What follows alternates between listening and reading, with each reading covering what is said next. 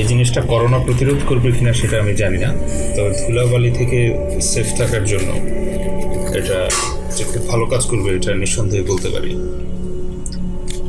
এটার ভিতরে dust filter আছে, আমাদের মাস্কগুলোতে যেমন মেশ থাকে ফিল্টার থাকে সেই জিনিসটা আছে, আবার অ্যাক্টিভেটেড কার্বন আছে এয়ার পিউরিফাই করার জন্য।